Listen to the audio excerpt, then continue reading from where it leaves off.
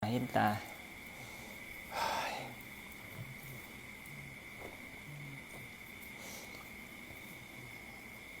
มื้อเช้านี้บ่ทันได้เบิ่งอันนั้นไปเบิ่งช่วงบางอันบ่าย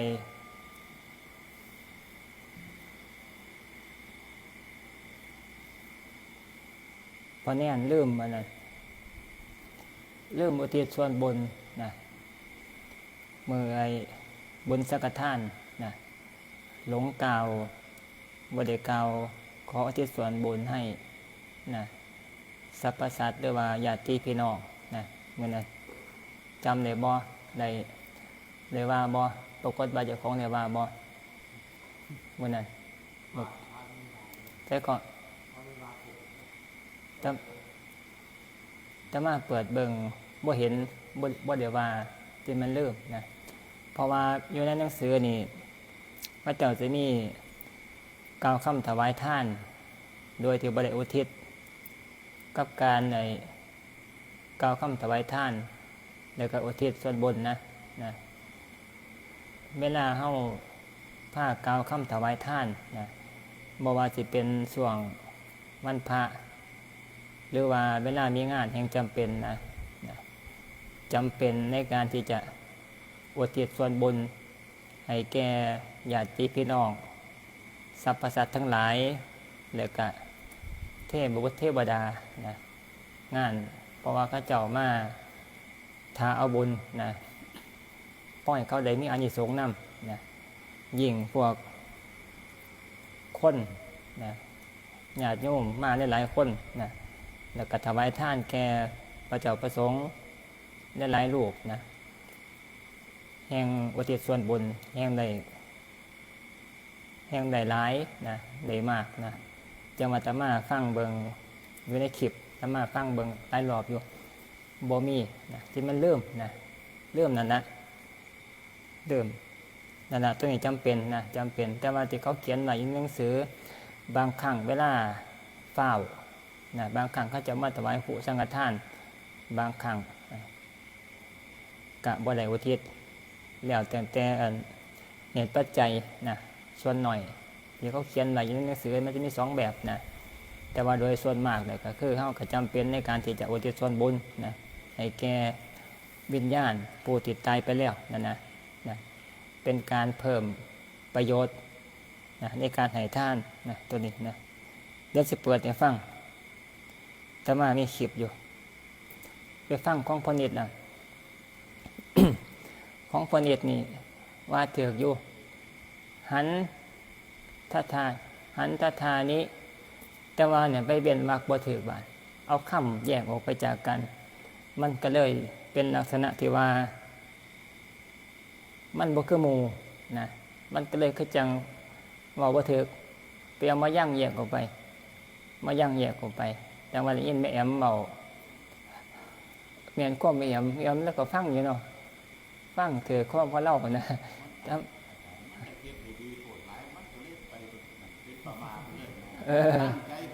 ตั้งใจโพด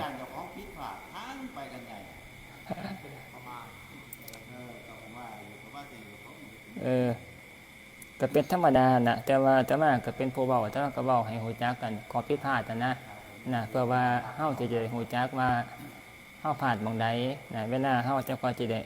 ปรับปรุงนะในส่วนนี้ที่อาตมาเว้านี่นะกะสั่นมันก็บ่มีผู้ฮู้จักเฮาก็สิว่ามันถูกจังซี่นะเดี๋ยวเฮาก็บ่ได้แก้ไขเดี๋ยวสิเปิดของอันพวกนี้ให้ฟังก่อนอาตมาแคปหน้าจอไว้อยู่จะก็สิเห็นใช่ละ มันอยู่ในอันนั้นนะมายังหันทธานี้มายังพันเตอาปุจฉามะพหุกิจจาแล้วค่อยมายังนะมันก็เลยบ่ตอปกติมันต้อง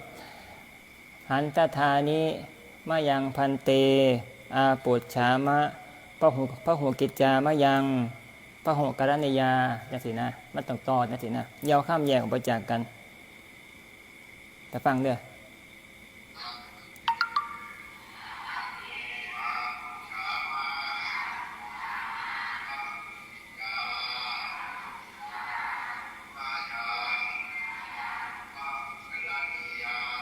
นะแม่นบ่ล่ะอันน่ะอย่าไปแยกกันเอามาต่อกันเอามายั่งมาต่อกันจบอยู่หม่องมายั่งอันนะหันตถานิมายังพันเตอาปุจฉามะปะโหกิจจามะยังปะโหกรณียาจังซี่นะบาดนี้ของพ่อแน่นบาดนี้พ่อแน่นนี่ถ้ามาฟังอยู่ท่านบ่ได้กล่าวอุทิศจังว่าคันเป็นข้าเจ้าบ่ได้ข้าเจ้าก็สิเสียใจนะเสียใจ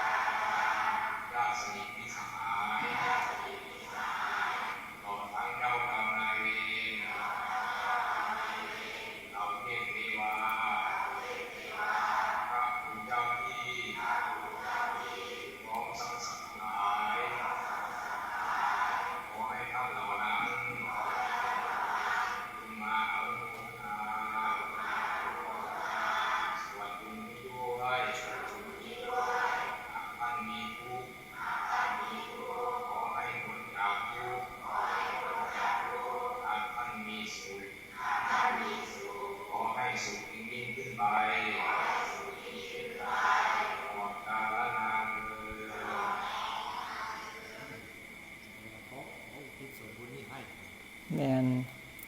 ตัวคำว่าขอเทศส่วนบนให้นะตัวนี้ไม่เป็นในจุดมองที่น้อมจิตตัวมาอุทิศส่วนบนให้นะเฮาเอิ้นมาอยู่แต่ว่าเฮาบ่ได้เย็บยื่นให้นะเพราะว่าคำเว้าเนี่ยมันก็เป็นตัวแทนเจตนาของเฮานะในส่วนนี้นะจังว่าคำว่าขอที่ส่วนบนให้นี่ตัวนี้ขาดบ่ได้นะเอิ้นมาอยู่แต่ว่าสิให้อยู่ซ้ำกับสอนั่นแหละเว้านะ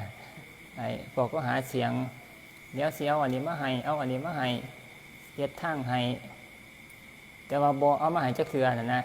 มันก็เป็นการวานยาหอมนะผู้ถ้าเอาก็ถ้าเอาอยู่จังซี่นะเป็นประมาณนี้นะนี่แหละจังว่า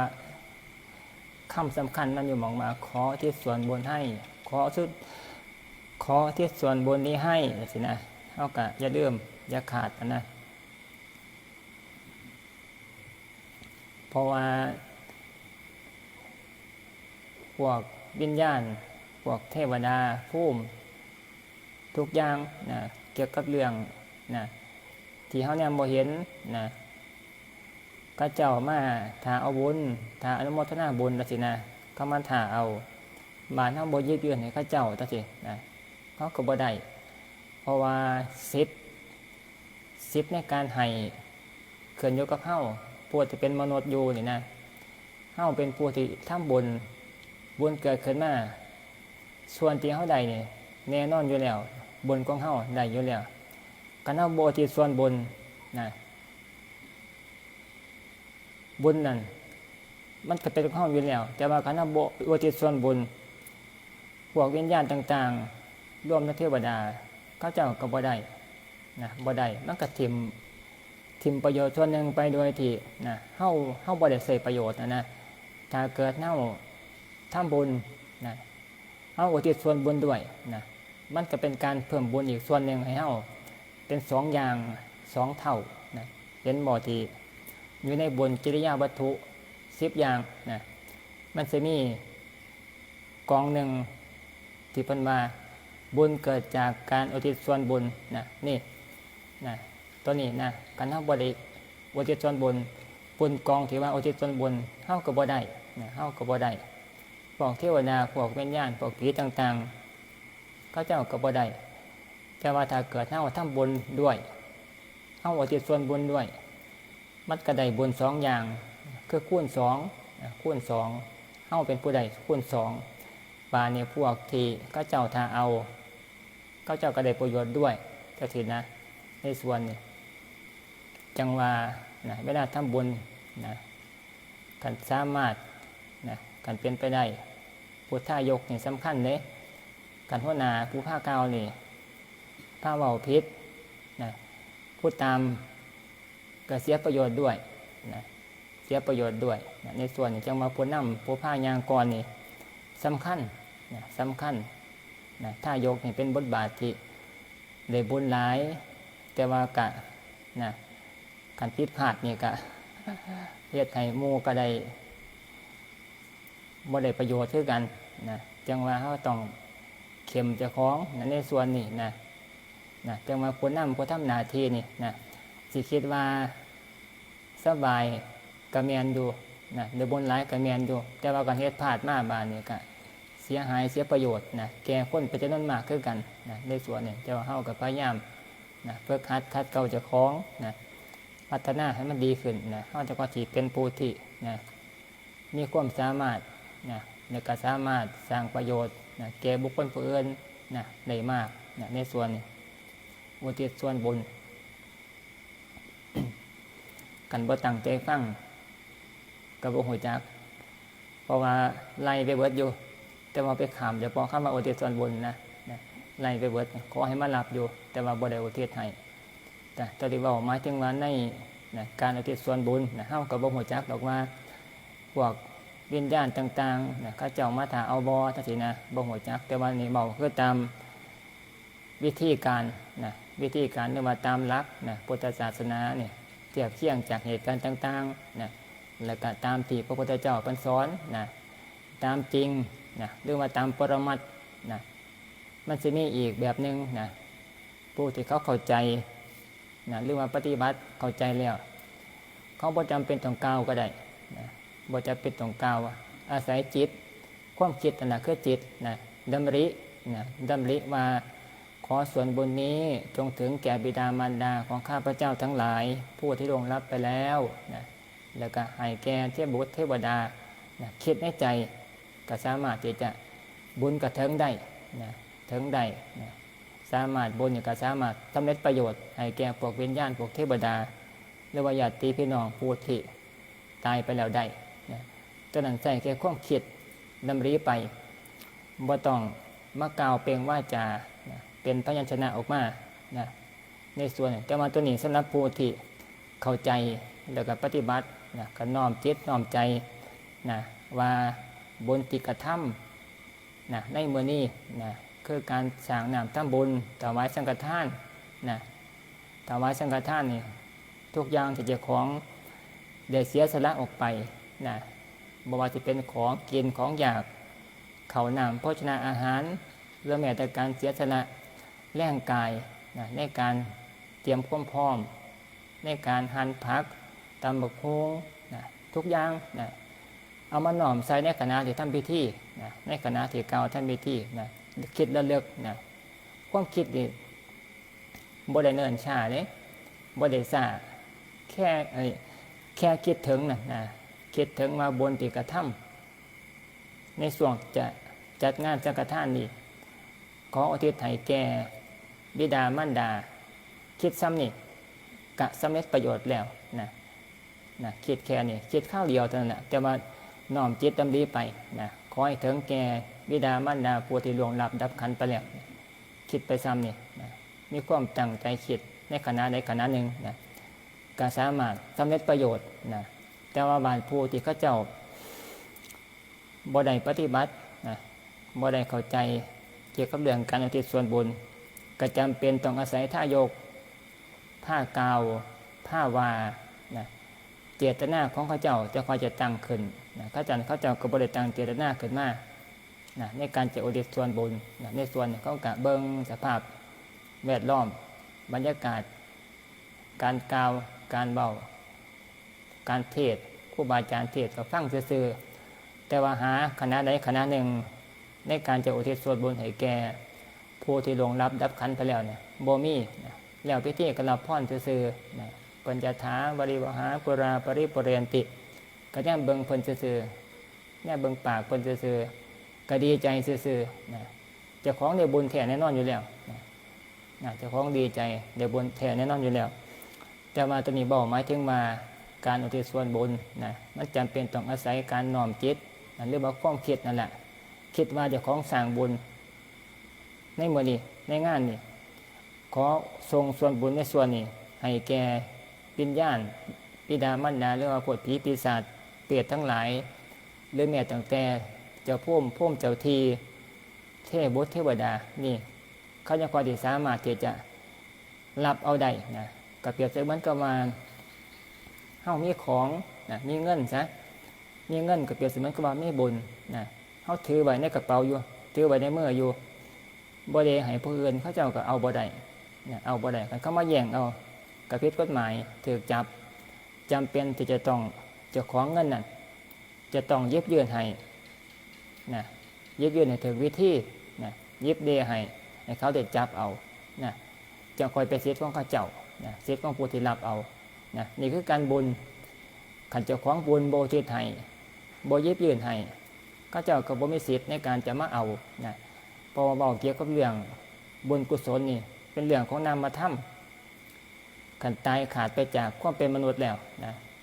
บ่มีอำนาจเรื่องในการที่จะมายึดจับเอาสิ่งของนะหรือว่าการจะมาตัดสินใจเกี่ยวกับเรื่องผู้ที่ยังมีชีวิตอยู่นะได้แต่ได้รอคอยถ้าเอาบุญส่วนกุศลจากญาติพี่น้องหรือว่าจากผู้ที่ยังมีชีวิตอยู่ทำบุญทำกุศลอันไหนอันหนึ่งแล้วก็กล่าวข้ามโมทิสวดบุญไปให้เขากล่าวโมทนาสาธุยินดีน้อมรับเอาเขาก็จะได้บุญในส่วนนะนี่บุญจะไปลักษณะแนวนี้เป็นนามธรรมเป็นนามธรรมในส่วนนี้ ก็ยกตัวอย่างคือจังเปรตหรือว่าญาติพี่น้องของพระเจ้าพิมพิสารนะตัวนี้ครูบาอาจารย์เรียกมา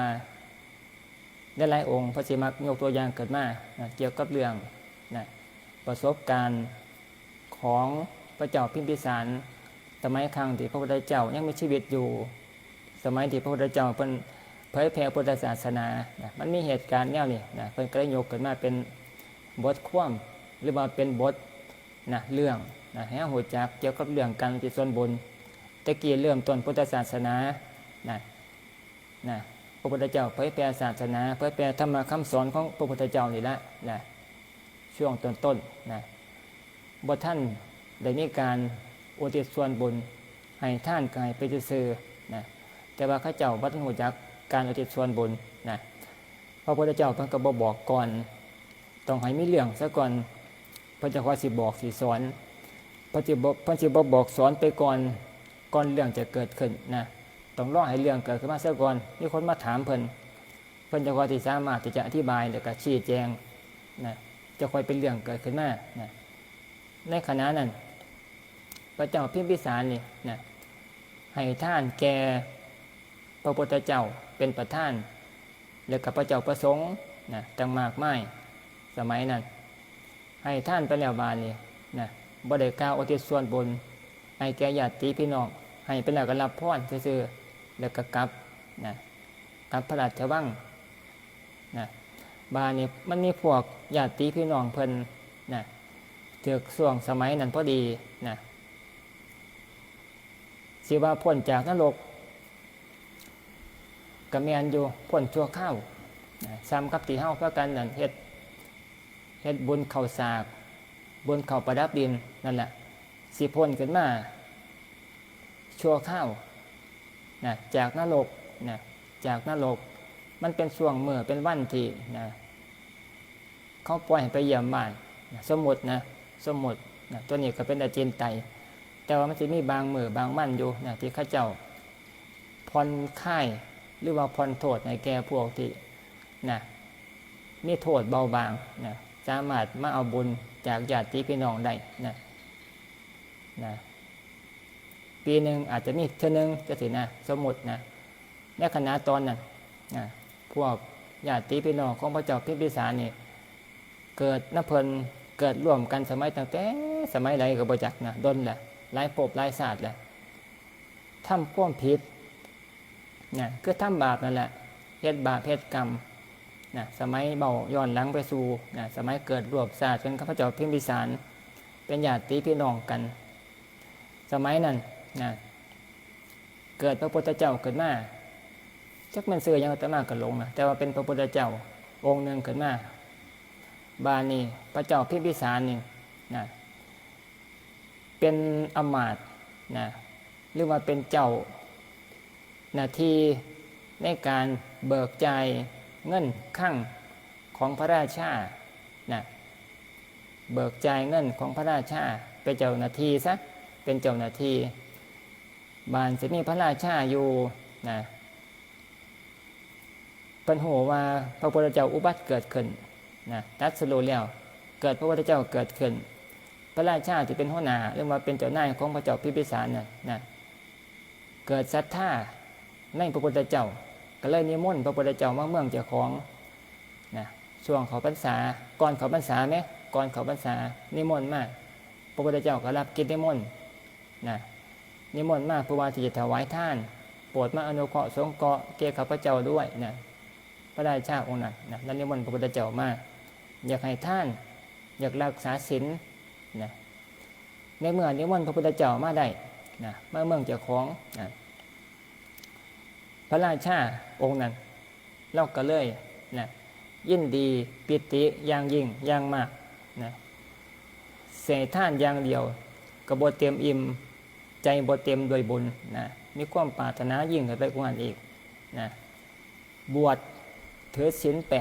8ถือศีล8ถือศีล8คือจังเฮาถือนี่ละแต่ก็เฮาเป็นศีลอุโบสถศีลอุโบสถนี่สิถือได้มื้อนึงขึ้นนึงอารมณ์มากขึ้นมื้ออื่นเช้ามาเนี่ยมันก็ขาดไปเห็นบอกคือจังเฮาพอเนตรผ้าประกาศอุโบสถเมื่อเช้านี่มันสิมีองค์ของมันอยู่ศีลอุโบสถรักษาให้สิ้นวันหนึ่งกับคืนหนึ่งศีลอุโบสถจะมีแค่วันหนึ่งกับคืนหนึ่งแจ้งมาเนี่ยก็สิ้นไปได้สิ้นไปเองโดยอัตโนมัติแต่ว่าถ้าเกิดสมาทานศีล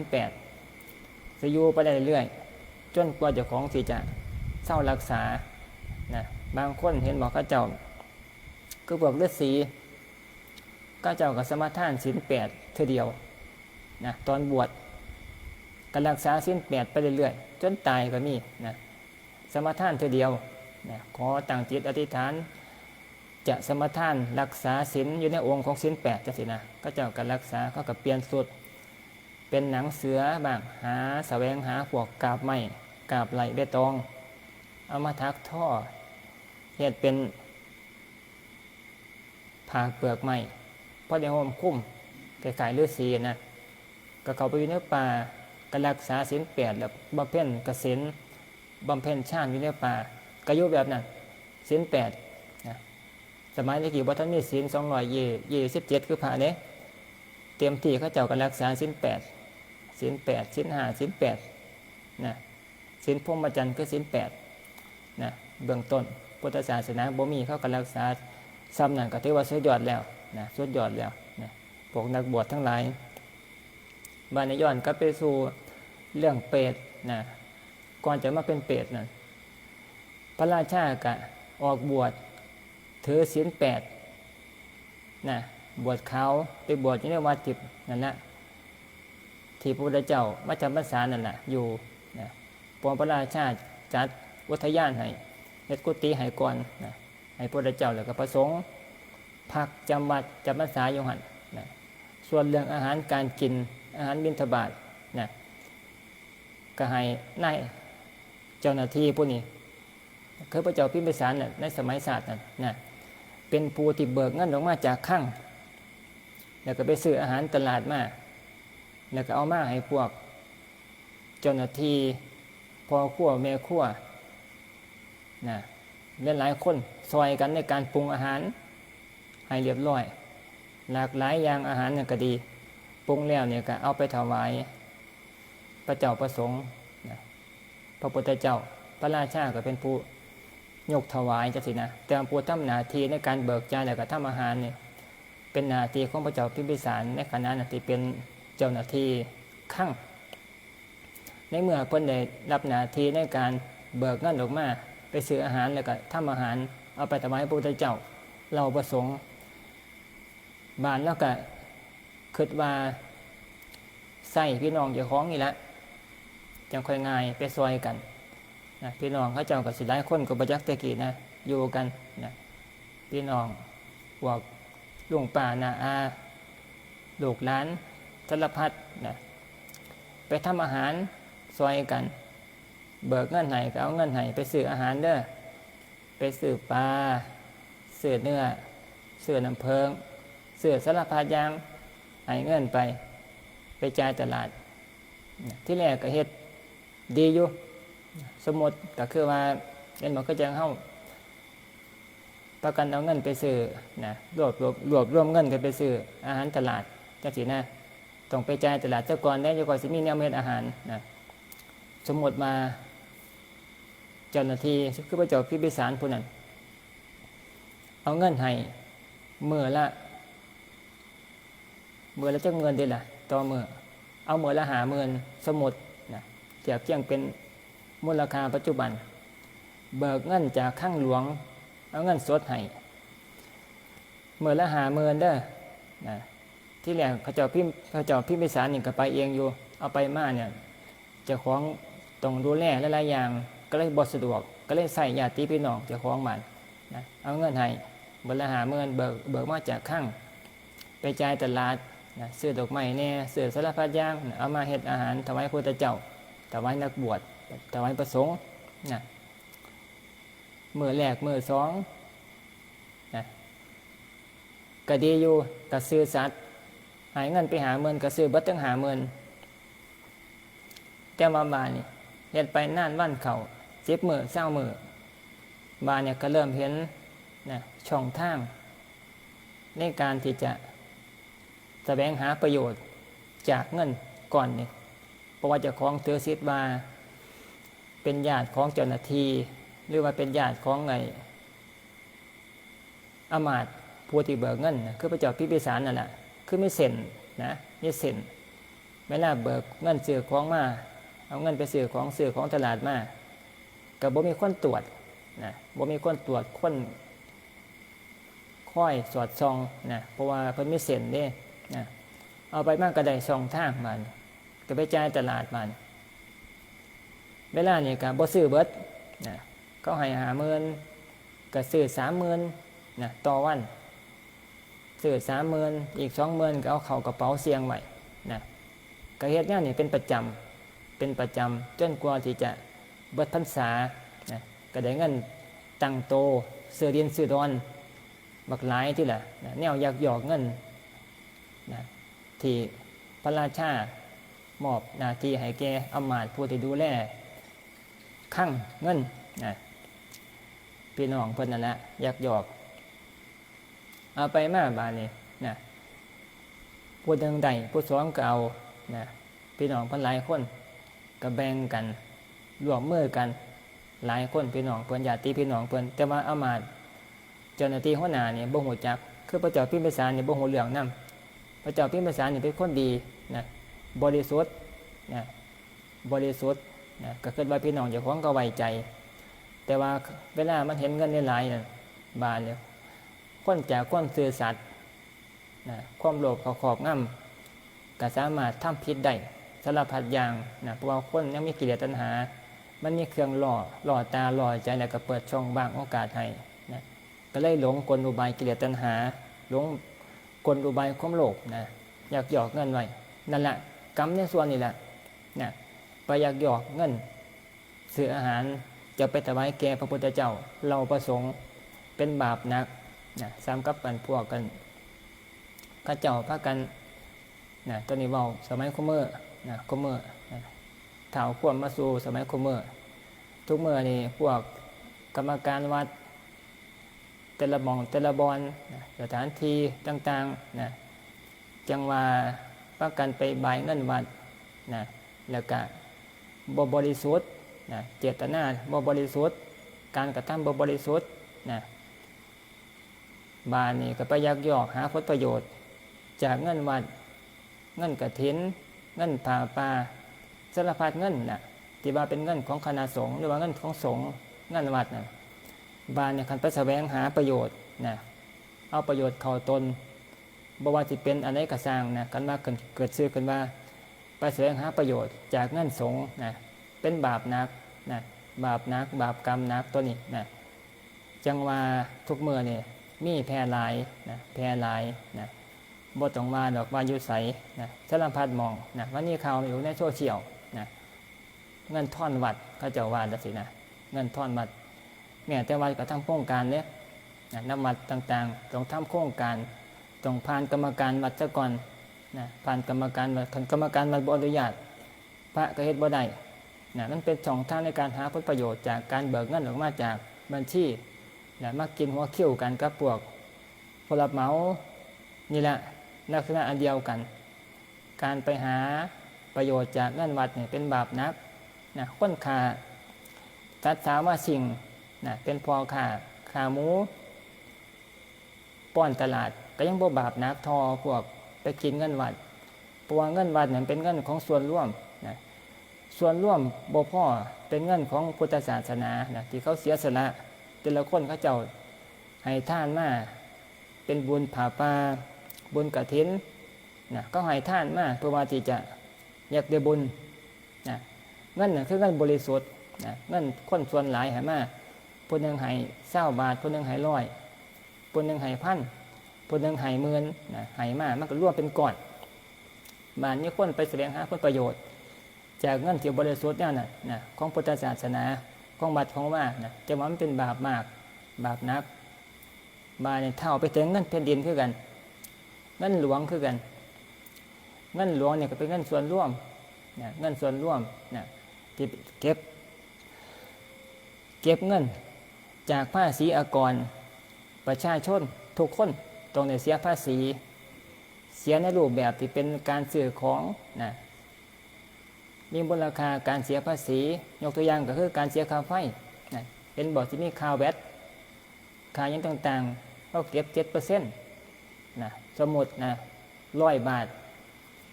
นะ100 บาทก็เพิ่มไปอีก 7%โอ้โหแมนไหม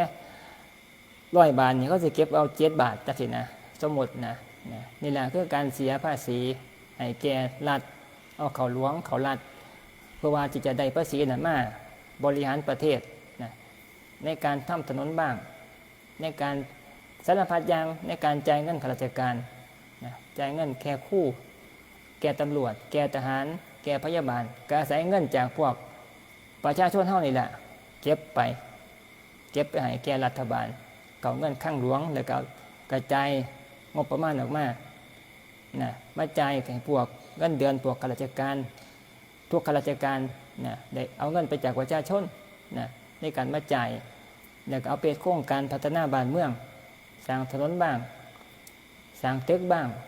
เสื่อเครื่องมือการแพทย์บ้างก็ไปจากเงินประชาชนนะนี่แต่ว่าบ้านพวกที่ทำหน้าที่ในการเบิกจ่ายเงินงบในส่วนนั้นถ้าเกิดขึ้นไปทุจริตโกงกินเงินในส่วนเงินส่วนร่วมเงินของประเทศชาติเป็นบาปหลายเท่านะบาปหลายก็พวกที่เป็นลักเงินจากเฮือนของบุคคลนะสมมติว่ามีโจรมาป่นเฮือนพอบนมีจะสินะป่นเฮือนแต่เงินไป100,000จะสินะตัวนี้ยังบ่บาปแห้งตัวพวกที่ไปโกงกินเนี่ยนะพวกไปโกงกินเนี่ยนั่นเฮ็ดเท่าเดียวแต่ว่าคูณเป็นหลายร้อยเท่านะเพราะมันเป็นเงินส่วนร่วม นะที่เขาออกกันเสียสละไปเพราะว่าเอาไปใส่ประโยชน์นะตัวนี้บาปแห้งแต่ว่าก็บ่บาปเท่าเงินสงฆ์เงินประเทศบ่บาปเท่าเงินสงฆ์เพราะเงินสงฆ์เป็นเงินพุทธศาสนานะตัวนี้บาปนักที่สุดนะตัวนี้บาปนี่กลับไปสู่เรื่องบางหันนี่นะถึงตอนที่ว่านะในเมื่อโกงกินเงินที่เอาไปซื้ออาหารนะพวกญาติพระเจ้าพิมพิสารโกงกินยักยอกเงินในส่วนนั้นบานนี่ตายไปแล้วบานนี่นะก็ไปตกนรกอเวจีนรกสั่นเลิกๆปุ่นบ่ได้พ้นได้เกิดนะตกหมอนรกถือก็เจ้าทรมานอยู่ปุ่นคุ้มเลิกๆปุ่นบานนี่ผ่านมาหลายพระพุทธเจ้านะหลายองค์หลายกับบ่ต้องว่าหลายหมื่นปีบ่ต้องว่าหลายแสนปีบ่ต้องว่าหลายล้านปีนับปีบ่ได้จนใส่กับนะใส่อสงไขยตกนรกมองใหม่อยู่หันบ่ได้พุทธบ่ได้เกิดโดนแห้งนะจนพระพุทธเจ้าผ่านไปอุบัติเกิดขึ้นหลายพระองค์ก็บ่ทันพ้นจากนรกนะบานี้เพราะมาถึกช่วงที่กรรมมันเบาบางบานี้ญาติของเพิ่นในขณะนั้นที่เป็นพระเจ้าพิมพิสารในตอนนั้นที่เป็นเจ้าหน้าที่นั้นเราบ่ได้สร้างบาปสร้างกรรมแล้วก็มาเกิดท่านพระพุทธเจ้าพระโคดมของเฮาแล้วก็ทำบุญแก่พระพุทธเจ้านะบานพวกเปรตนั้นบานนี่ญาติของเพิ่นนั้นในพ้นจากนรกมานะพ้นมาก็ปล่อยมาสัวข้าว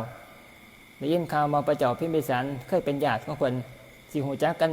อยู่ในเรื่องอันนี้นะเรื่องของไอ้ผีเปรตฮู้จักมาบ่ได้เป็นญาติมันฮู้จักนะฮู้จักแต่ว่าคนบ่ฮู้จักแต่ว่าวิญญาณเขาฮู้จักมาบ่ได้เคยเป็นญาติของเขาเจ้าไผทำบุญเขาก็สามารถจะได้ส่วนบุญนำเขาฮู้จักพวกผีพวกวิญญาณต่างๆบานนี้ในเมื่อฮู้ว่าญาติเจ้าของมาเกิดเป็นพระเจ้าพิมพิสารแล้วก็ตอนนี้กำลังให้ท่านแก่พระพุทธเจ้าเราประสงค์ก็มาเยือนออกันนะช่วงที่พระเจ้าพิมพิสารนี่ให้ท่านแก่พระพุทธเจ้ายังมื้อเช้าแต่มาพอเจ้าพิมพิสารบ่เห็นเนี่ยมันเป็นผีเนาะเป็นเปรตนะมันบ่มีตัวบ่มีตนนะต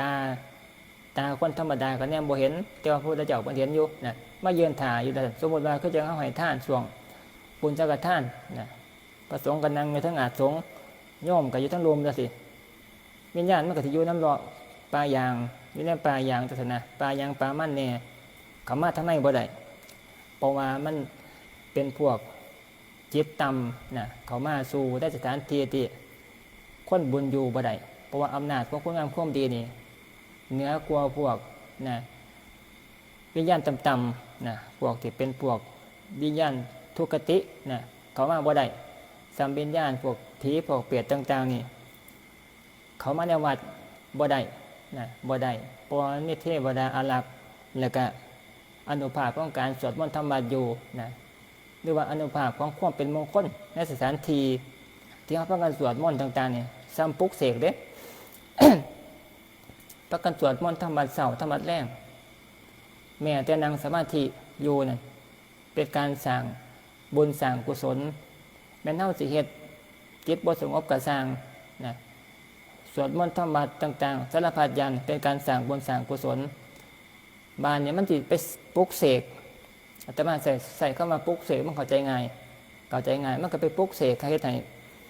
พระพุทธรูปนี่ขังขึ้นมาเฮ็ดให้เสาขังขึ้นมาเฮ็ดให้สารพัดอย่างที่อยู่ในบริเวณวัดศาลาขังขึ้นมานะพวกวิญญาณต่างๆที่เป็นผีพวกบ่มีบุญนะมาแตะต้องบ่ได้นะเห็นบ่ที่เฮาพากันเห็นบ่เกี่ยวกับเรื่องกันในหนังเห็นบ่แม่นางพระโขนงเห็นบ่เขาเจ้ามีได้สายศีลไปอ้อมพระเพิ่นจอมขมังเวียดนะเพิ่นสิไปนั่งอยู่ในใดสายศีลแล้วก็ดึงเป็นสี่เหลี่ยมไว้พวกวัดทำพิธีเพิ่นก็อยู่ในใดสายศีลนั่นจุดเทียนไว้อยู่กลางขึงได้สายศีลอ้อมไว้นะซ้ำกับขอกงอขอข้วยนะเพิ่นก็จมม่อนอยู่ในหันน่ะได้สายศีลก็บอกกันว่าห้ามออกทางนอกเด้ออกจากนอกสายศีลนี่นะบ่มีเครื่องคุ้มครองป้องกันเดี๋ยววิญญาณอีนากมันสิมาทำลายได้ นั่นแหละสมมุตินะนี่แหละคือการขึงไว้การปักเขตไว้นะอาศัยได้สายศีลนั่นเป็น จุดที่ปลุกเสกนะเฮ็ดให้พวกวิญญาณต่างๆบ่สามารถเข้ามาภายในได้นี่คือกันแต่ว่าเฮาบ่ได้ปลุกเสกแนวนั้นเฮาสวดมนต์ทำบัดเช้าทำบัดแลงบทอะไรก็สร้างบทที่เป็นบทนะเก่าธรรมะคำสอนของพระพุทธเจ้าหรือว่าการสรรเสริญคุณของพระพุทธของคุณของพระพุทธคุณของพระธรรมคุณของพระสงฆ์นะเห็นบ่หรือแม้แต่ว่าการสวดมงคล38กล่าวดีทั้งนั้นกล่าวว่าจะที่ดีทั้งนั้นนะกล่าวไปแล้วบาดนี้อานิสงส์แต่ละคนนี่กล่าวไปนะมันสิไปสถิตอยู่ไปสู้นหรือมันกระจายพลังงานอันนึงอันละเอียดนะคือกำลังจิตนะมันจะไปสถิตอยู่ในหมู่หันหมู่นี้แน่นะมันเลยเห็นแต่มันขังขึ้นมานะขังขึ้นมาเห็นบอกพวกที่พระพุทธรูปเก่าๆโบราณนะที่แรกก็บ่ได้ศักดิ์สิทธิ์ดอกบ่ได้ขังดอกแต่ว่าเพราะว่าการร่วมจิตร่วมใจของคนส่วนมากคนทั้งหลายดวงจิตนะคนเป็นแสนเป็นล้านนะไปกราบไปไหว้ผู้หนึ่งกราบผู้สองกราบผู้สามกราบผู้สี่กราบ100 คนกราบพันคนกราบแสนคนกราบล้านคนน้อมจิตไปสู่พระพุทธรูปองค์เดียวยกตัวอย่างก็คือจังพระชินราชอยู่จังหวัดพิษณุโลกนะสมุทรจักรีนะคนไปกราบศรัทธาไปกราบนะผู้นั้นไปกราบผู้นี้ไปกราบแล้วก็แนมอธิษฐานไผไปกราบก็แนมอธิษฐานศรัทธาในองค์แท่นพุทธเจ้านะมันก็เลยเป็นการปลุกเสกไปในโตกับกำลังจิตแต่ละคนบ่ทอกันผู้จิตหน่อยจิตแห้งจิตเบาจิตคอยนะไปกราบไปอธิษฐานเอาไปมากก็เลยไปสั่งความขังเกิดมากเฮ็ดให้พระพุทธรูปนี่ขังเกิดมาในโตนะคันมันใส่ตาทิพย์นะนั่งสมาธิเบิ่งกเกษียณมามันเป็นความศักดิ์สิทธิ์จริงศักดิ์สิทธิ์จากอำนาจจิตแต่ละคนนี่ไปเพ่งไปกราบไปเข้ารบอยู่นะก็เลยเป็นเหตุให้เกิดความขังเกิดมานั่นแหละเป็นการไปปลุกเสกไปในโตนะขังเกิดมาบานนี้มันเหมือนมันขังขึ้นมาคนเข้ารบกราบไหว้บานพวกเทวดานี่ก็มาอาราคาบานนะเขาเอิ้นมาเป็นเหตุเป็นเหตุให้พระพุทธรูปองค์นั้นขังขึ้นมาก็เป็นมงคลคนก็ไปกราบไปไหว้เทวดาก็ไปอาราคา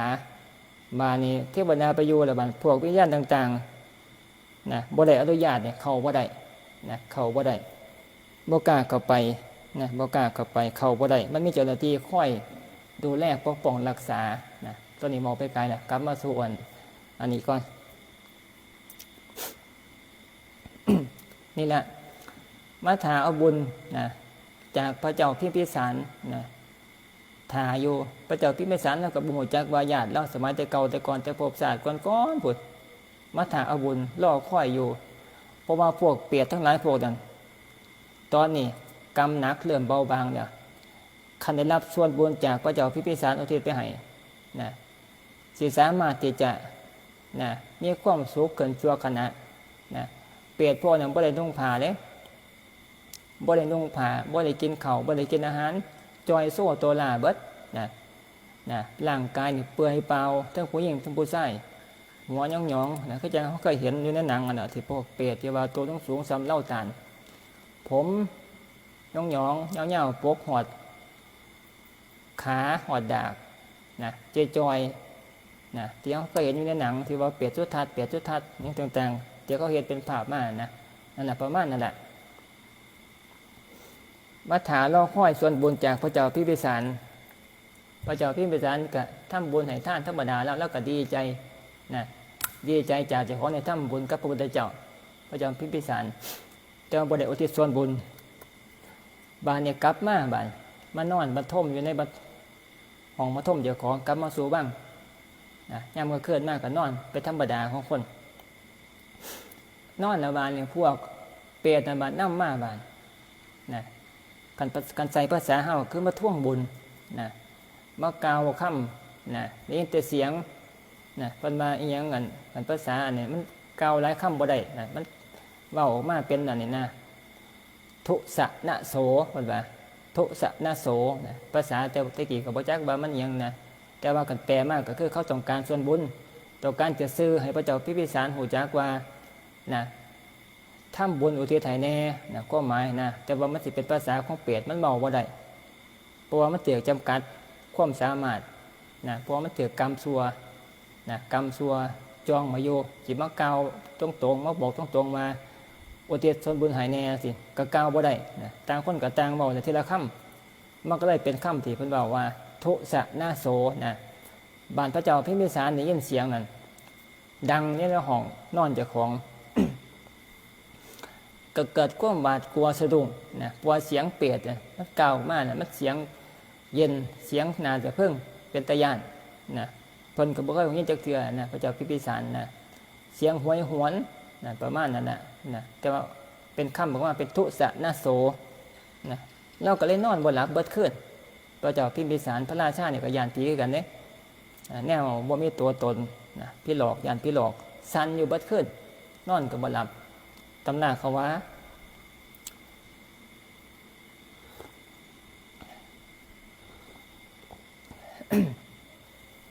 บัดย่างเมื่อเช้าบานไปจังหันพระพุทธเจ้านะก็คิดว่าจะไปเพิงพระพุทธเจ้านะก็เลยไปบอกเรื่องที่เจ้าของนี้ยินเสียงน่าจะเพิ่งน่ากลัวเมื่อคืนนี่แกพระพุทธเจ้าฟังเล่าเรื่องต่างๆที่มันเกิดขึ้นช่วงกลางคืนให้ฟังพระพุทธเจ้าเป็นหูจักนะเป็นมีญาณเป็นหูจักวัดนะไปถามไปตอบบัดคำปฏิตอบก็เลยตอบมาพระคุณเจ้าหรือว่ามหาบพิตรนะมหาบพิตรพุทธญาณนะที่มหาบพิตรได้ยินเมื่อคืนเป็นเสียงพวกญาติของมหาบพิตรนั่นนะมาท่วงบุญนะ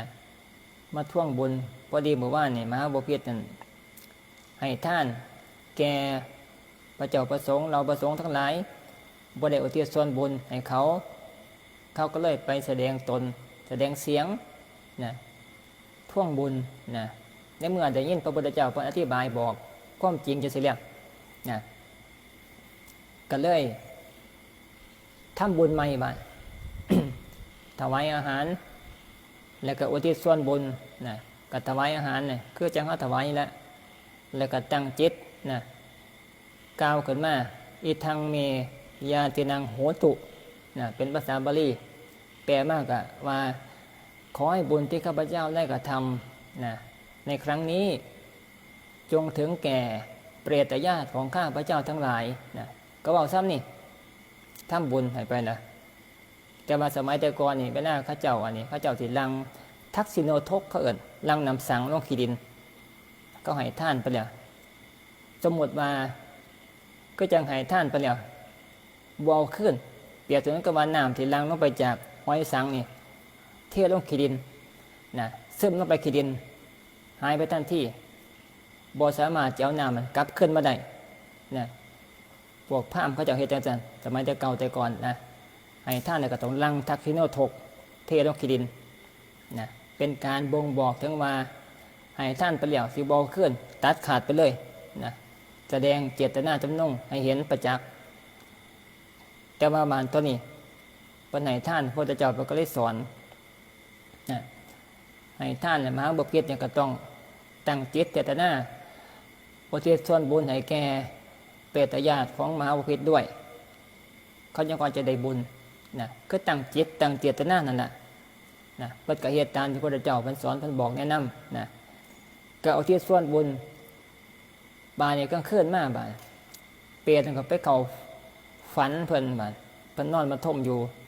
ไปเข้าฝันมากขึ้นแล้วได้ยินแต่เสียงบานมากขึ้นที่สองแสดงตนได้บานเพราะว่าได้บุญจากที่พระเจ้าพิมพิสารอุทิศส่วนบุญให้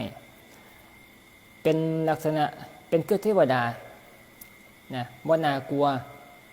ซ้ำกับคนในกรุงเทพคนในเมืองคนที่มีรูปร่างหน้าตาดีผิวขาวบานนะผมนี่ก็เป็นระเบียบเรียบร้อยแต่ว่าบ่มีผานุงบาน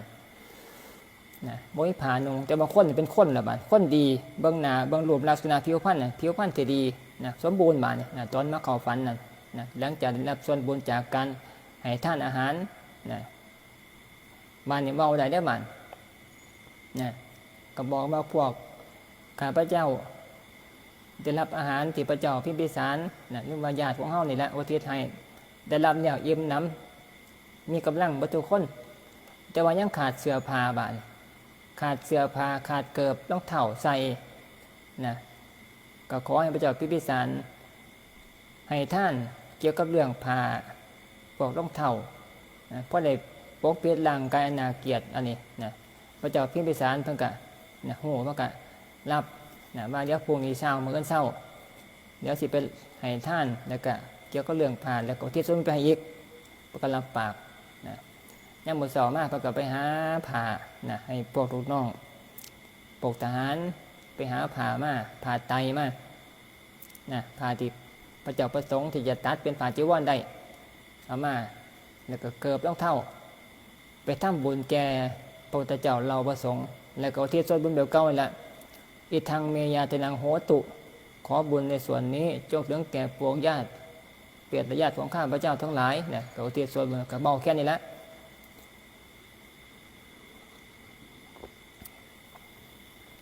บุญน่ะก็สำเร็จแก่ญาติพี่น้องของเพิ่นมาก็เคลื่อนมากก็มาเข้านะมาแสดงตนมันบ่ได้เข้าฝันได้มันมาลอยอยู่กลางอากาศ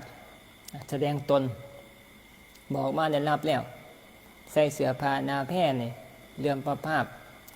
นะว่าแม่นพวกนายกรัฐมนตรีพุ่นแหละบ้านนี่เหาะอยู่กลางอากาศนะรูปร่างผิวพรรณผ่องใส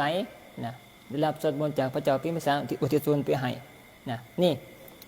เป็นต้นเรื่องของการอุทิศส่วนบุญนะการทำบุญแล้วก็อุทิศให้นะคันบ่ได้เขาบ่ได้เขาก็มาเข้าฝันนะแต่ว่ากันหน่อยดอกพวกวิญญาณต่างๆที่จะมีความสามารถในการที่จะมาเข้าฝันหรือว่ามาทำลักษณะให้ญาติพี่น้องหูจักนะบ่จะเป็นการแสดงรูปแสดงเสียงการเข้าฝันนะเพราะว่าวิญญาณหรือว่ากำลังนะบ่เพียงพอนะบ่เพียงพอโอกาสน้อยแห้งที่จะมีพวกวิญญาณญาติพี่น้องของเฮาแต่ละคนนี่มาแสดงรูปให้เห็นนะการสามารถมาติดต่อสื่อสารแสดงรูปให้เห็นนะเฮาก็คงจะหูจักเฮ็ดบุญได้ถูกต้องนะอุทิศให้เขาเจ้าหูจักเฮาก็สามารถจะเฮ็ดได้ลักษณะแต่ว่าส่วนมากนี่มาติดต่อบ่ได้ย่างกายก็บ่หูจักนะเพราะว่ามันปกปิดด้วยอำนาจของกรรมนะอำนาจของกรรมปกปิดไว้นะก็เลยบ่เห็นกันอยากบอกอยากแสดงอยู่ก็บ่มีอำนาจในการแสดงอยากบอกได้บ่ว่าพ่อบ่แม่ของเฮาล่ะผู้ที่ตายไปแล้วนะต้องเจอกับย่างสวนกันอยู่นะต้องเจอว่าท่านไปเกิดไปขานอยากบอกลูกอยู่แต่ว่าก็บอกบ่ได้เพราะอำนาจของกรรมคือตายไปแล้วเบิดสิทธิ์นะเบิดสิทธิ์ในการจะมาพูดคุยสื่อสารกันกับคนเป็นนะในส่วนนี้แต่ว่าก็อุทิศส่วนบุญไปให้นะเขาอนุโมทนาเห็นอยู่เสร็จแล้วก็ได้รับสามารถไปเกิดสู่ภพภูมิที่ดีขึ้นไปกว่าการเป็นผีเป็นญาณต่างๆเร่ร่อนนะในส่วนนั้นนี่แหละเหตุผลในการกล่าวนะอุทิศส่วนบุญนะอุทิศส่วนบุญให้แก่ญาติพี่น้องพวกภูมิเจ้าที่ต่างๆนะพวกภูมิเจ้าที่ต่างๆนะพวกเทวดาแต่เกิดกับเขาได้รับ อานิสงส์จากเข้าถวายท่านแล้วก็อุทิศส่วนบุญไปให้เขาเจ้าก็ดีใจนะดีใจระบาดเขาเจ้าได้รับอานิสงส์คือความเย็นใจนั่นแหละนะเขาเจ้าก็ที่จะปกป้องอารักขาเฮาผู้ที่อุทิศส่วนบุญไปให้นะเฮ็ดให้เฮามีแต่โศกมีแต่ไส้นะอุบัติเหตุต่างๆหรือมาเคราะห์กรรมที่มันบ่หนักเกินไปเขามันจะเกิดแก่เฮาเขาเจ้าก็มาเตือนมาปัดออกแต่ถ้านะก็ซอยได้ตามกำลังของเขาเจ้านะแต่ว่าการที่ไปซอยเนื้อกรรมก็บ่ได้นะมันซอยได้เล็กน้อยนะก็ยังดีกว่าบ่มีคนซอยนะแต่ว่าเธอเขาสิซอยหรือว่าเหตุที่เขาจะซอยเฮาเขาก็ต้องได้อันนึงจากเฮาซะก่อนนะก็ได้ประโยชน์จากเฮาเขาจะคอยสิซอยประโยชน์แบบนั้นกับประโยชน์เขาจะอาตมานี่แหละประโยชน์จากการอุทิศส่วนบุญไปให้ประโยชน์จากการแผ่เมตตาไปให้นะเป็นการผูกมิตรนะหรือว่าเป็นการแสดงเจตนาความเป็นมิตรนะต่อสรรพสัตว์ทั้งหลายให้ประโยชน์แก่เขาก่อนเขาก็ตอบแทนคุณเฮานะในส่วนนี่แหละเป็นอานิสงส์ นะเป็นผลพลอยได้จากการอุทิศส่วนบุญไปแก่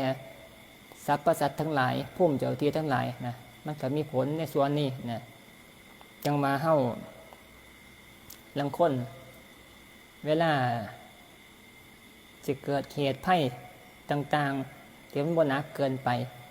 มันมีเหตุให้มาบอกซะก่อนมาเตือนก่อนนะส่งเขาล่างคือที่ยังมันออกในหม้อจะเสียนะ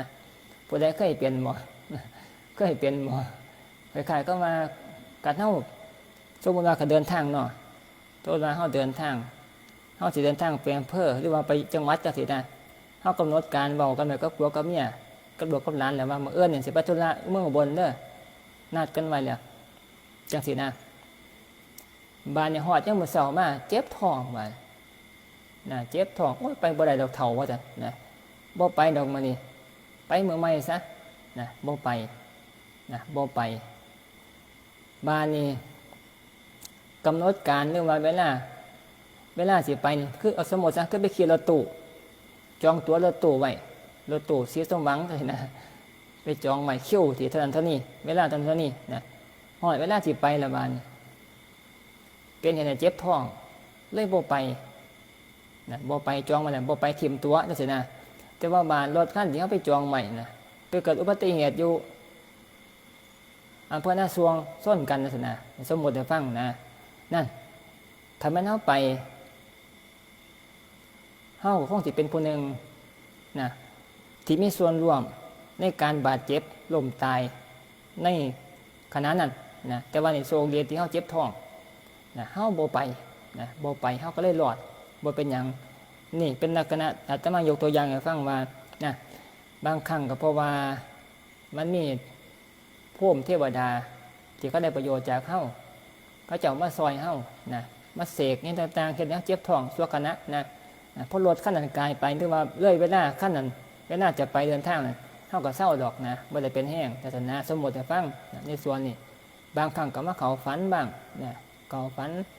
นะในลักษณะต่างๆบอกเป็นนิมิตบอกไปด้านในว่าจะสันจังซี่นะเฮาก็เฮ็ดให้เฮาเกิดความคิดขึ้นมานะเฮาก็เลยบ่ไปตามที่ฝันลักษณะหรือบางครั้ง บางครั้งเฮามีโศกมีไส้ขึ้นมาตั้งแต่ก็มาเข้าฝันนะบอกเลขจังซั่นนะก็เป็นไปได้ในส่วนดีมันมีทั้งส่วนดีส่วนร้ายนะบอกไพ่ป้องกันไพ่บอกโชคบอกลาภลักษณะมาบอกลักษณะที่ว่ามาแสดงเหตุให้เห็นมาบอกเลขลักษณะเฮาก็อ๋อทองนี่เฮากำลังอึดเงินลักษณะเฮาก็เห็นฝันดีเฮาก็ไปซื้อเลขลักษณะนะก็ถูกนะถูกตามบุญเท่านั้นละตามบุญนะตามบุญวาสนาของเฮานะ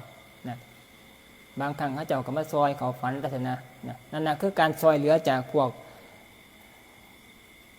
สิ่งที่เขาเนี่ยบ่เห็นนะก็สามารถซอยได้ซ้ำมาละนะแต่ว่ากสิว่าไปแล้วก็บ่มีอันใดเหนือกรรมดีกรรมชั่วของเฮานะซอยได้เป็นบางโอกาสสุดท้ายแล้วเวลาถึงกรรมมานะแม่นสิดีแม่นสิบ่ดีก็สร้างนะเฮาก็ต้องรับเบิดทุกอย่างสุดท้ายนะพวกนั้นก็ซอยบ่ได้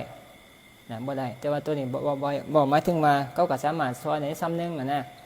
สุดท้ายกรรมมาแห้งเขาก็เป็นผู้รับเองคือเก่าทั้งดีทั้งชั่วนะในส่วนนี้นี่นะเกี่ยวกับเรื่องการอุทิศส่วนบุญนะธรรมะก็เลยเว้านะตัวนี้ให้ความสำคัญการทำบุญบางครั้งเขาก็บ่รู้จักบ่เห็นบางครั้งก็บ่เชื่อนะแต่ว่ามันมีอยู่ในประวัติต่างๆทุกองค์นะว่าจะเป็นพระพุทธเจ้าเราสาวกหลวงปู่หมันหลวงปู่ชาเนี่ยมันมีเรื่องเกี่ยวมันนี่เบิดทั้งนั้นเลยนะเกี่ยวกับเรื่องพวกพูดผีปีศาจพวกวิญญาณต่างๆมันมีเบิดนะมีมาในพุทธศาสนาพุทธศาสนาบ่ได้ปฏิเสธเกี่ยวกับเรื่องวิญญาณต่างๆบ่ได้ปฏิเสธเกี่ยวกับเรื่องเทวดาบ่ได้ปฏิเสธเกี่ยวกับเรื่องผีบ่ได้ปฏิเสธเกี่ยวกับเรื่องพญานาคบ่ได้ปฏิเสธเกี่ยวกับเรื่องพญาครุฑ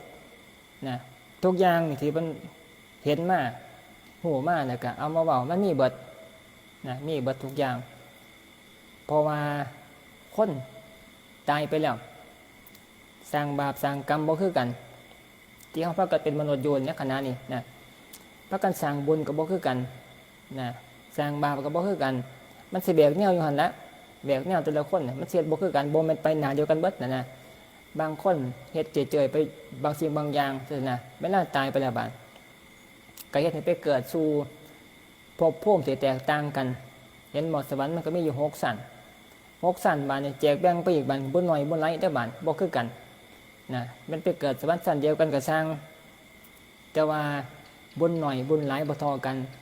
ผิวพรรณวรรณะก็บ่คือกันนะจังซี่นะยกตัวอย่างให้ฟัง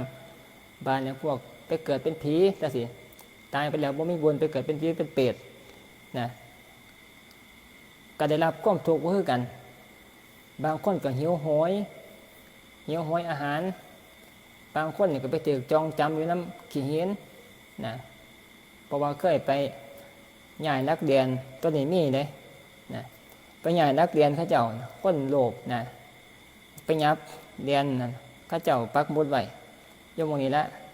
เขาตั้งวัดไว้ มานี่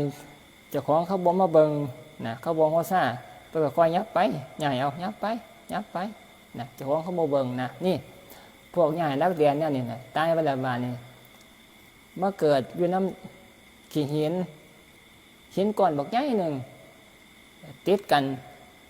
เป็นโตนนะติดกับขี้หินแบกขี้หินอยู่ซ้ำมันนะแบกอยู่หันละไปใส่ก็บ่ได้เป็นเปียดขี้หินแบกขี้หินอยู่หันละอยู่แดนนั่นนะแต่ว่าเฮาบ่เห็นดอกมันเป็นภพภูมิของไอ้วิญญาณแบกอยู่นั่นน่ะแบกขี้หินสิโป่งก็บ่ได้แบกขี้หินก้อนบักใหญ่หนึ่งนะตัวนี้พระไปเห็นแบกอยู่นั่นน่ะ นี่กรรมนะกรรมไปโกงให้ไปโกงเดือนให้เดือนหน้าเขาเจ้านะไปยับย่ายออกไปนะตายไปแล้วก็ไปเป็นเปรตแบกขี้หินใหญ่อยู่เนี่ยนะไปใช้ก็บ่ได้หลายพันหลายหมื่นศาสตร์หลายหมื่นปีบ่ได้ไปสายเจ้าก็จะพ้นบาปพ้นกรรมเจ้าก็จะพ้นอะไรมีหมกไปหมกมานะนี่เกี่ยวกับเรื่องกรรมนี่แหละหมายถึงเราขันตายไปแล้วนะคนสร้างกรรมบ่ดีกับไปต่างๆนาในส่วนจะบอกเฮ้าผู้ที่ได้ยินธรรมะคำสอนพุทธเจ้านะรู้จักกรรมดีกรรมชั่วเฮาก็เลือกเว้นเอาเลือกสร้างเอานะในส่วนนี้เขาจะคอยจะเป็นผู้ที่บ่ทุกข์นะปัจจุบันอยู่เนี่ยก็สิมีหม่องพักใจหม่องพักจิตนะความทุกข์ในขอบในขั้วในการเรื่องชีวิตต่างๆการเฮาบ่ได้ศึกษาธรรมะคำสอนของพุทธเจ้าเฮาก็บ่มีแนวคิดในการที่จะเอามากำราบจิตใจเจ้าของนะยกตัวอย่างก็คือจังนั้นนะสมมติ คือจังเวลามีบุญนะบุญสังฆทานนี่นะเอายกตัวอย่างแต่จรนะบุญสังฆทานอาหารเนี่ยหลายคันคนบ่ได้เข้าวัดบ่ได้ฟังธรรมบ่ได้มีฮิริโอตตัปปะนะคือความละอายเกรงกลัวต่อบาปเกรงกลัวต่อความโกรธเกรงกลัวต่อความโลภเกรงกลัวต่อความหลงนะคนเดียบคนใดเขาว่าเห็นอาหารเนี่ยหลายก็แย่งกันนะแย่งกันย่านเจ้าของได้บ่หลายหอบเอาเพื่อนเบาก็บ่ฟังเพื่อนมาก็บ่ฟังนะเพราะว่าบ่เคยได้ยินได้ฟังเรื่องบาปเรื่องบุญเรื่องการประพฤติดีประพฤติชอบจังซี่นะก็เลยเฮ็ดไปที่ไปโทษเขาก็บ่ได้เพราะว่าเขาบ่ได้ยินได้ฟังคนบ่ได้ฝึกบ่ได้หัดบ่ได้ยินได้ฟังกระซ้ำก็คนบ่ได้เข้าโรงเรียนสมมุตินะคนบ่ได้เข้าโรงเรียนบ่ได้อ่านกอไก่ขอไข่บ่ได้เรียน A B C C D ต่างๆมันก็บ่มีความรู้ในการจะไปอ่านหนังสือในการจะไปเขียนตัวอักษรในการที่จะไปอ่านอังกฤษภาษาต่างๆไปโทษเขาบ่ได้คนบ่ได้เรียนเนาะเขาเจ้าบ่ได้เรียนก็คืออ่านบ่ได้ไปว่าเขาเจ้าซะมาคือสัวแท้ข่อยคืออ่านออกอยู่นี่มานี่มานะนั่นน่ะ A B C นะบัฟฟาโลห้วยเขาว่าซั่นน่ะเอ้าไปโทษเขาจะได้เขาเจ้าบ่ได้เรียนหนังสือเขาก็บ่มีความรู้นี่คือการบัดเขาบ่ได้ศึกษาธรรมะคำสอนของพระพุทธเจ้าบ่ได้ศึกษาเกี่ยวกับเรื่องอันใดมันถูกมันบ่ดีบ่ถูกจังซี่นะอันนี้มันดีมันชั่วเขาเจ้าก็บ่รู้จักนะเขาก็เฮ็ดไปตามอารมณ์ที่มันเกิดขึ้นในขณะนั้นนั่นเป็นลักษณะของผู้ที่บ่ได้ยินได้ฟังบ่ได้ฝึกหัดบ่ได้ปฏิบัติตนในการข่มอยากเจ้าของมันก็เลยเป็นอาการเป็นความโลภเกิดมาก็แย่งชิงกันบ่รู้จักมาวัดบ้าต่างๆเป็นหม่องทำบุญลักษณะแต่ว่าบ้านตรงกันข้ามกันบ้านผู้ที่ได้ยินได้ฟัง ฟังแต่แรกอาจจะบ่ทันเข้าฟัง2 เทื่อ3 เทื่อ4 เทื่อฟังย่ำๆเข้าไปเฮาแฮงมาจำศีลไปงานบุญต่างๆเฮาฟังครูบาอาจารย์บอกผู้นั้นบอกผู้นี้เว้าเห็นหมู่เฮ็ดนะผู้ที่เขาปฏิบัติได้เขาก็เฮ็ดเขาก็บ่ไปแย่งไปชิงไปซั่นน่ะเอาไปมาเฮาก็เกิดความฮิริคือความละอายโอตตัปปะคือความเกรงกลัวต่อบาปต่อสิ่งที่ประพฤติบ่ดีนะเฮาก็มีความละอายเกรงกลัวต่อบาปขึ้นมาบาดเฮาก็บ่เฮ็ดกิริยาอาการที่มันนะน่ารังเกียจนะที่ถูกครอบงำไปด้วยความโลภความโกรธความหลงนะเฮารู้จักได้บาดเฮารู้จักนะรู้จักเฮาก็บ่เฮ็ดนะเฮาบ่เฮ็ดนี่แหละผลใน2ด้านผู้ที่ได้ฝึกได้หัดผู้ได้ยินได้ฟังกับผู้ที่บ่ได้ยินได้ฟังนะมันก็มีการประพฤติแตกต่างกันนะเพราะฉะนั้นนะตัวนี้ยกตัวอย่างให้ฟังนะแต่ว่าเฮาผู้ที่เข้ามาประพฤติปฏิบัติหรือว่าไม่ได้ฟังนะเฮาก็จะคอยเปลี่ยนพฤติกรรมเจ้าของนะไปในทางที่ดีขึ้นกายภายนอกกิริยาอาการก็ดีขึ้นไปเรื่อยๆคอยดีขึ้นไปว่าจาบานก็หูจักการเบาคำใดที่มันเบาไปแล้วมันบ่ดีบ่ถูกบ่ต้องนะมันดิบมันดายเฮาก็บ่เว้าเฮาก็หูจักเบาที่มันไพเราะอ่อนหวานบอกคำสดัดสลวยเฮาก็ปรับคำเมาเจ้าของมานี่การฝึกหัดการยินได้ฟังธรรมะคำสอนพระเจ้ามันจะคอยพัฒนากายเจ้าของให้มันดีขึ้นมันงามขึ้นว่าจาเฮ็ดให้มันดีขึ้นละเอียดขึ้นมาบานจิตใจของเฮาบานมันก็คิดในส่วนที่มันเป็นศีลเป็นธรรมนะหูจักว่าอันใดมันคิดไปแล้วมันเป็นความทุกข์อันใดคิดไปแล้วเป็นสิ่งที่สามารถจะสู้บุญกุศลคือคุณงามความดีให้มันจะเดินไปเฮาก็คิดในส่วนนั้นนะนี่มันหูจักในใจเจ้าของเฮาก็สามารถเฮ็ดปฏิบัติฝืนเจ้าของนะเฮ็ดไปเอาไปมาบานใจก็สูงขึ้นใจก็เริ่มพองใสขึ้นนะใจเป็นเทวดานะเป็นเทวดาแต่บ่ทันตายนะใจเป็นเทวดาจะมาเพิ่นว่า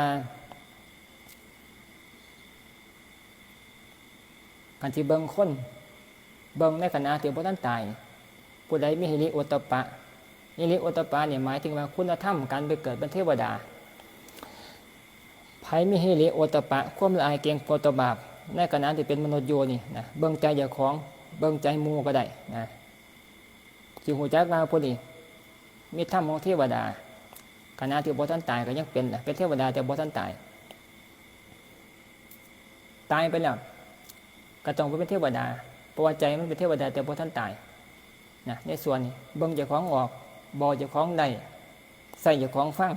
นะคือการมีหิริโอตตัปปะเนี่ยเป็นคุณธรรมของเทวดานะนี่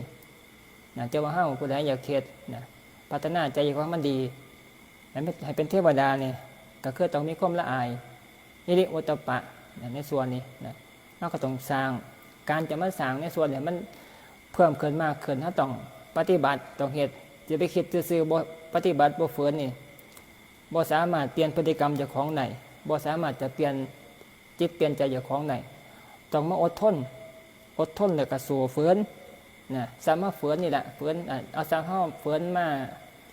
ปฏิบัติธรรมจำศีลนี่แหละเมื่อนึงขึ้นนึงนี่นะเรื่องแม่แต่มาทำวัดย่างมื้อแรงนั่งสมาธิชั่วโมงนึงทำวัดชั่วโมงนึงฟังเทศน์ไปนำตัวสินะล้วนแต่ต้องฝืนทั้งนั้นการจะปล่อยธรรมชาติจิตใจของเฮาเนี่ยผู้ที่บ่ทันมีศรัทธาผู้ที่บ่ทันเป็นนี่นะมันก็บ่อยากเกิดบ่อยากมา